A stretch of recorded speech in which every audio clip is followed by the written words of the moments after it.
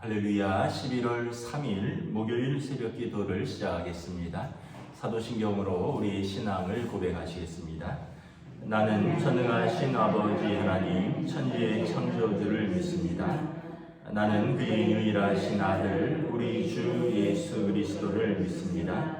그는 성령으로 잉태되어 동정녀 마리아에게서 나시고 본디오 빌라도에게 고난을 받아 십자가에 못 박혀 죽으시고 장사된 지 사흘 만에 죽은 자 가운데서 다시 살아나셨으며 하늘에 오르시어 전능하신 아버지 하나님 우편에 앉아 계시다가 거기로부터 살아있는 자와 죽은 자를 심판하러 오십니다. 나는 성령을 믿으며 거룩한 공교회와 성도의 교제와 죄를 용서받는 것과 몸의 부활과 영생을 믿습니다. 아멘. 찬송가 254장 찬양하시겠습니다. 찬송가 254장입니다.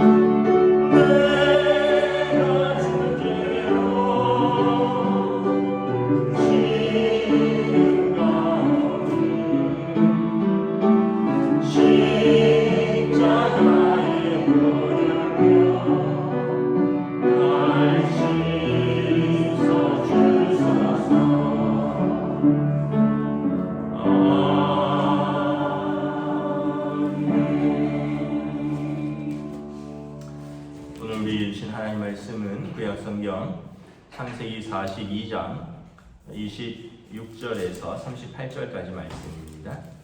창세기 42장 26절에서 48절까지 말씀입니다. 구약성경 66쪽입니다. 다 찾으신 줄 알고 저와 여러분들이 한 절씩 교독하겠습니다. 그들이 곡식을 나귀에 싣고 그곳을 떠났더니 한 사람이 여관에서 나귀에서 먹이를 주려고 자루를 들고 본즉 그 돈이 자루 위에 있는지라. 그가 그 형제에게 말하되 내 돈은 도로 넣었도다. 보라 자루 속에 있도다. 이에 그들이 혼이 나서 떨며 서로 돌아보며 말하되 하나님이 어찌하여 이런 일을 우리에게 행하셨는가 하고 그들이 가나안 땅에 들어와 그들 아버지하고 내게 이르러 그들이 당한 일을 자세히 알려되 그 땅의 주인인 그 사람이 엄하게 우리에게 말씀하고 우리를 그 땅에 대한 정탐꾼으로 여기기로 우리가 그에게 이르되 우리는 확실한 자들이여 정탐꾼이 아닙니다.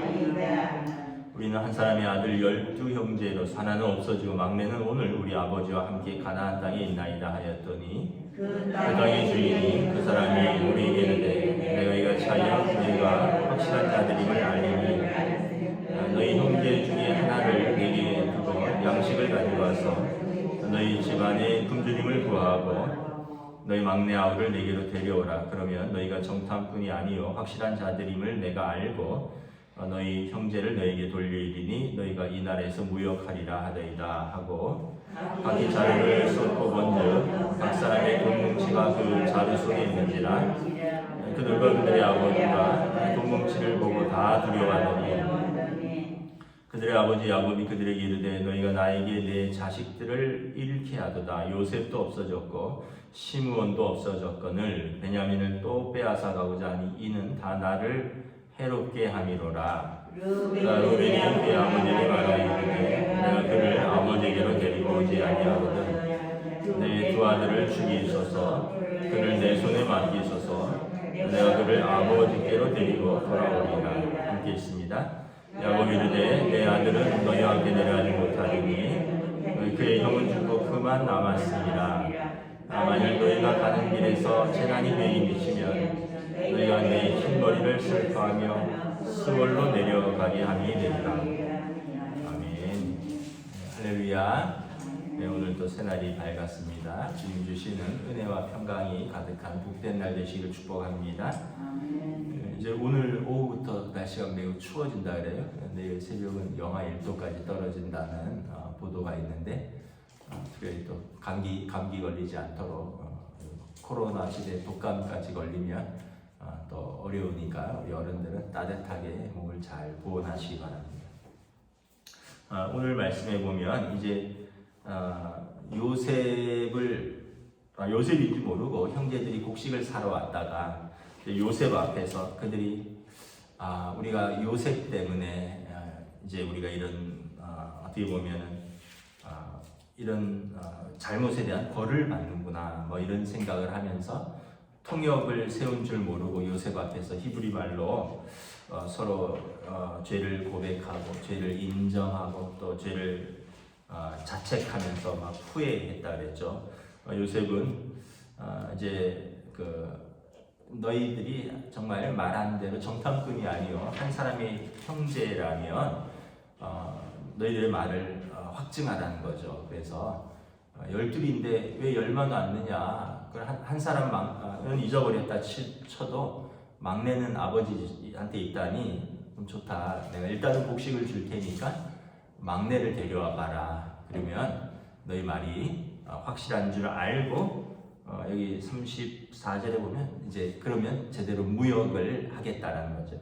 그러니까 지금은 어떻게 보면 잠깐 먹고 살 수 있는 양식만 사가고 너희 동생을 데려와서 너희가 거짓말한 것이 아니고 정탐꾼이 아니라 확실히 히브리 땅에서 온 한 가족이고 그리고 정말 애굽과 이렇게 곡식을 사고 파는 무역을 하기를 원한다면 막내를 데려와서 너희 말이 사실인 것을 확증하라. 그러면서 이제 곡식을 실어서 보내는데 27절에 보면 그 곡식 자루에 돈을 다시 넣었습니다. 27절에 형제 중에 한 사람이 여관에서 나귀에게 그 좀 여물을 주려고 아마 곡식을 좀 풀었던 것 같아요. 그런데 자기 자루에서 돈이 그대로 나온 걸 보고 깜짝 놀라죠. 왜냐하면 가뜩이나 정탐꾼인가라고 의심하던 채 아니 이제는 돈도 속였나. 그래서 28절에 보면 야 큰일 났다. 내 돈이 내 자루 속에 그대로 있다. 그러면서 서로 말하면서 어떻게 이런 일이 일어날까. 그러면서 이제 돌아왔습니다. 그래서 일단 아버지한테 가서 이리 여차저차 사정을 설명하고 곡식을 푸는데 보니까 모든 사람의 자루에서 돈들이 다 나온 거죠. 그러면서 이제 이 아들들이 35절에 보면 각기 자루를 쏟고 본즉 각 사람의 돈 뭉치가 그 자루 속에 있는지라 그들의 아버지랑 돈 뭉치를 보고 다 두려워합니다. 그러면서 이제 베냐민 데려가기를 또 두려워하죠. 요셉이 왜 그랬을까? 뭐 그냥 저는 그냥 단순하게 생각을 합니다. 요셉이 일단은 가족들을 한번 더 보고 싶어서 일단은 형과 동생임을 밝힐 수도 있는데 좀 생각할 시간을 주기 위한 것 같아요. 어차피 그 사람들은 곡식을 7년 6년이니까 이 곡식을 가지고 가봐야 또 떨어질 것인데 그런데 그렇게 어떻게 뭐 문제가 쉽게 해결되면 좋겠지만 여러분 오랫동안 쌓인 이게 20년 이상 쌓인 문제라고 생각을 할 수 있죠. 왜냐하면 17살에 팔려서 30살에 총리가 되었고 7년 풍년을 거쳤으니까 최소 20년 이상 쌓였던 상처와 20년 이상 쌓였던 문제를 그냥 말 한마디로 한 번에 풀기는 어렵겠죠. 그 이지컴 이지곤이라고 쉽게 온 건 쉽게 간다고 여러분 좀 어렵게 얻어야 되고 또 어렵게 푸는 과정 속에서 깊이 생각을 할 수 있는 거죠. 그래서 요셉은 생각이 깊은 동생이었던 것 같습니다. 그냥 이렇게 형들과의 문제를 풀 수 있지만 형들에게 좀 생각할 시간을 주는 거죠. 그러면서 시므온은 또 잡혀 있잖아요. 잡혀 있는 동안에 또 시므온은 이렇게 떨어져서 가족과 떨어져서 잡혀 있는 요셉의 마음도 생각을 해보고 다른 형제들은 또 시므온을 잃어버렸다는 놓고 왔다는 그런 어떤 그 무거운 마음 속에서 또 다시 동생을 시므온을 찾으러 와야 된다라는 그런 어떤 무거운 짐, 그러면서 깊이 생각을 하는 시간을 주면서 동시에 다시 한번 보고 싶어서 그렇게 했던 것이 아닐까. 그리고 단순한 호의라고 생각합니다. 부모님과 또 형제들에게 돈을 다시 요새는 지금 돈이 부족한 사람은 아니니까 자기가 베풀고 그렇게 했던 것 같은데 이제 문제는 이제 형제들과 야곱은 이해할 수 없는 일들이 계속 일어나는 거죠. 아니 곡식을 사러 갔으면 곡식을 팔면 되지. 왜 형제 관계를 꼬치꼬치 물어보고 막내는 잘 있냐 그러고 그 막내 데리고 꼭 와보라 그러고 뭐 잃어버린 형제는 어찌 됐냐 그러고 그러면서 다시 네 형제 한 명을 여기다 두고 가라 그러고 다시 찾으러 오라 그러고 막 이런 복잡한 알 수 없는 일들이 계속 일어나면서 형제들은 두려워합니다. 두려움의 배경에는 저는 죄가 있다라고 생각합니다. 죄책감, 죄. 만약에 그들이 요셉에 대한 죄가 없다면 이렇게 두려워할 일이 없었을 것입니다.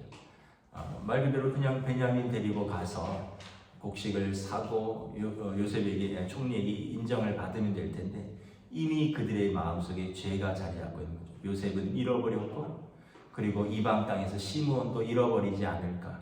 그리고 베냐민까지 잃어버리면 어떻게 할까? 죄가 그들에게 두려움을 크게 만든 거죠. 죄책감이 두려움을 크게 만든 겁니다. 여러분 우리에게 가장 큰 두려움은 뭐냐면 양식이 떨어지는 것도 아닙니다. 죄입니다. 죄. 우리의 죄는 우리의 삶의 모든 문제를 꼬여가게 만들고 우리의 삶을 두려움으로 이렇게 휩싸게 합니다. 그래서 예수님께서 우리의 죄의 문제를 해결해 주려고 오셨습니다. 사람들은 죄의 본질, 문제의 본질, 두려움의 본질을 모르고 왜 이런 일이 일어났을까? 그러면서 그들은 양식을 걱정을 하고 또 형제를 잃을까 걱정을 하고 또 왜 이 돈이 이렇게 왔는가 알 수 없는 돈이 왔다 갔다 하면서 지금 마음속에 그냥 복잡한 거예요. 그냥 돈에 대한 문제, 형제에 대한 문제, 또 시므온을 잃을까, 베냐민을 잃을까. 그러면서 예전에 요셉에게 했던 잘못들, 아버지에 대한 마음들, 그 온갖 복잡한 마음들이 있고 두려움이 있는 거죠. 그래서 여러분 가장 이 문제를 푸는 가장 쉬운 방법은 뭐냐면 이 죄책감으로 해결하는 겁니다. 죄를 고백하고 죄를 용서받고 죄를 해결해야 되는 거죠. 그리고 이것은 사실은 요셉이 해줘야 되는 거예요. 요셉이 용서해주고 그리고 요셉을 통해서 그들이 이 문제를 해결해야 되는 거죠. 만약에 요셉이 안 해준다면 어떻게 될까요? 이 사람들은 계속 문제가 꼬여갈 수밖에 없는 거예요. 여러분 우리 삶에서 우리 죄의 문제를 예수님이 해결해 주셨습니다. 우리끼리 꼬인 문제를 우리가 풀려고 해결해보고 또 그 안에서 먹을 것 같고 또는 돈 문제 같고 관계 문제 같은데 사실은 그 안에는 어쩌면 탐욕이라는 죄가 있고요, 시기라는 죄가 있고 질투라는 죄가 있고 미움이라는 죄가 있는 거죠. 그리고 그런 죄가 결국은 우리의 관계를 다 무너뜨리고 우리를 두렵게 하고 그리고 여러 가지 일어나는 일들 속에서 우리의 삶을 무너뜨리는 거죠. 그 예수님께서 이 문제를 해결하기 위해서 이 땅에 오신 것입니다. 수고하고 무거운 짐진 자들아 다 내게로 와라. 예수님께 가져가는 우리의 죄짐을 죄의 짐 맡은 우리 구주 어찌 좋은 친구인지 그분께 다 내려놓는 것입니다. 히브리 언어에 언약을 맺다 해서 언약을 맺으면 어떻게 되냐면 두 당사자는 친구가 되는 것입니다. 여러분 예수님과 우리가 언약을 맺었어요. 십자가의 피의 언약입니다. 예수님의 십자가의 속량으로 우리와 언약을 맺었습니다. 그래서 예수님께서 벗을 위하여 죽는 자가 그리고 우리를 벗이라 칭하셨습니다. 하나님과 아브라함이 언약을 맺으셨어요. 그래서 하나님이 아브라함을 벗이라 칭하셨어요. 친구라 칭하셨습니다. 여러분 예수님께서 우리와 언약을 맺으셨습니다. 그리고 우리를 위해서 우리의 죄짐을 지고 가신 것이죠. 저나 여러분이나 왜 잘못한 일들이 없겠습니까? 사람이 잘못했으면 용서를 구하고 용서를 얻고 해결을 해야 돼요. 근데 때로는 이것이 사람을 넘어서는 죄일 수도 있어요. 그러면 이것은 우리가 하나님께 용서를 구하고 하나님께 해결을 받아야 되는데 예수님의 이름으로 나아가는 것입니다. 예수님께서 이 일을 위해서 오신 것입니다. 그래서 여러분 죄짐을 해결하면 다른 문제는 다 풀리는 거예요. 문제는 죄라는 거죠. 문제는 경제가 아니라 문제는 죄라는 것을 아셔야 됩니다. 야곱이 이제 아들들의 말을 듣고 야곱의 마음도 복잡해집니다. 야, 베냐민까지 또 보내야 되냐. 지금 야곱은 요셉을 잃었다는 큰 슬픔에 빠졌는데 시므온이 또 잡혀 있어요. 근데 오늘 본문에 보니까 이제 또 베냐민까지 데려오라고. 그래서 베냐민은 요셉을 대체하는 아들입니다. 사랑하는 부인 라헬이 낳은 둘째 아들인데 막내이지만 요셉을 잃고 요셉의 자리를 대체한 아들인데 이제 베냐민까지 데려오라 하느냐. 어떻게 보면 야곱의 인생의 마지막 시험이 아닐까 싶어요. 야곱의 시험은 여러 가지가 있었죠. 야곱의 인생도 계속 믿음의 시험의 여정이었습니다. 가장 큰 시험을 넘은 것은 형 에서를 만날 때 야복 강가에서 하나님을 만나는 것이잖아요. 지금 어떻게 보면 그의 인생의 마지막 시험 같아요. 네 아들을 내어줄 수 있느냐. 마치 아브라함의 마지막 시험 같습니다. 아브라함의 또 인생에 많은 시험들이 있었잖아요. 아이를 낳지 못하는 것, 또 가나안 땅에 올라갔는데 기근이 들었던 것. 아브라함의 시험도 10가지가 된다 그러는데 마지막 시험이 뭐예요? 모리아산에서 내 아들을 나에게 줄 수 있느냐. 야곱의 시험도 마지막 시험 같아요. 이제 야곱이 이 일을 계기로 요셉과 만나고 이제 노년을 지내게 되고 이제 야곱의 이야기는 끝이 납니다. 마지막 시험은 뭐죠? 네 아들 베냐민을 놓을 수 있느냐. 우리의 그 마지막 시험은 그것 같아요. 저도 부모로서 자식에 대한 애착이 있죠. 자식에 대한 사랑이 있죠. 근데 자식을 더 사랑해서 온전히 하나님을 예배하지 못하지 않는가. 자식을 더 사랑해서 온전히 하나님의 사랑으로 서지 못하는가. 여러분 순서를 잘 알아야 됩니다. 하나님을 사랑하는 것이 첫 번째 계명이고요. 그리고 하나님의 사랑으로 우리에게 주신 사람들을 사랑하는 거예요. 율법사가 물었습니다. 예수님께 제일 큰 계명이 무엇입니까? 하나님을 마음과 뜻과 힘을 다하여 목숨을 다하여 내 하나님을 사랑하라. 그 다음은 무엇이냐? 내 이웃을 내 몸과 같이 사랑하라. 우리 부모에게 있어서 마지막 시험은 하나님을 더 사랑하느냐 자식을 더 사랑하느냐 그 문제 같아요. 그런데 하나님을 더 사랑하면 자식을 하나님의 뜻대로 사랑할 수 있습니다. 우리가 자식을 더 사랑하면 때로는 자식 사랑 때문에 하나님에 대해서 눈도 감고 하나님에 대해서 불순종도 하고 때로는 하나님에 대해서 자식이 하나님보다 더 앞에 서는 것이 있어요. 근데 여러분 명심하셔야 됩니다. 하나님을 더 사랑해야지 자식을 하나님의 뜻대로 올바로 사랑할 수 있다는 것입니다. 야곱의 마지막 시험은 이 요셉을 잃었고 시므온도 이를 위기고 베냐민도 이를 위기고 여기에서 야곱이 마지막까지 하나님의 시험을 통과하느냐인 것입니다. 말씀을 마치도록 하겠습니다. 우리 삶의 문제는 복잡한 것 같지만 사실은 가장 근본적인 것에서부터 풀어야 됩니다. 하나님 앞에서 내 죄의 문제, 그리고 내 죄의 문제는 예수 그리스도를 통하여 풀어가는 것입니다. 그리고 우리가 하나님을 올바로 사랑할 때 우리 삶의 다른 모든 문제들, 심지어 자식의 문제까지, 부모는 사실은 자식 문제만보다 큰 문제는 없어요. 부모는 굶어도 되고요, 부모는 병들어도 됩니다. 자식을 먼저 잃을 수는 없어요. 그건 부모에게 가장 큰 슬픔입니다. 그런데 그 자식을 가장 올바로 사랑하는 방법은 우리가 하나님 앞에서 올바로 서는 것입니다. 그러면 하나님께서 우리에게 지혜를 주시고 믿음을 주시고 더 큰 사랑을 부어주셔서 우리에게 생명과 같은 자녀를 하나님의 뜻대로 키울 수 있는 올바른 사랑을 부어주시는 것입니다. 기도하겠습니다. 하나님의 은혜를 감사합니다. 알 수 없는 일들이 계속되는 가운데 야곱의 다른 모든 아들들은 두려움에 빠집니다. 혼돈에 빠집니다. 그러면서 그들은 전에 우리가 요셉에게 지었던 죄가 우리를 이렇게 어렵게 만드는도다. 복잡한 마음과 두려움과 죄책감과 알 수 없는 미래에 대한 염려와 근심이 가득 찹니다. 이 문제의 키는 요셉이 가지고 있습니다. 요셉이 그들을 용서하고 그들에게 죄를 용서해 줄 때, 그리고 하나님께서 우리의 삶에서 우리의 모든 죄를 용서해 주실 때, 예수 그리스도가 우리의 모든 문제와 두려움의 키를 가지고 있습니다. 예수님의 십자가의 속량으로 우리가 하나님 앞에 나아가면 우리의 모든 죄짐을 져주시고 우리를 하나님의 자녀로 영접해 주십니다. 또한 우리의 모든 사랑은 하나님에 대한 사랑으로 먼저 시작할 때 다른 모든 사랑들이 자리를 잡을 수 있는 줄 믿습니다.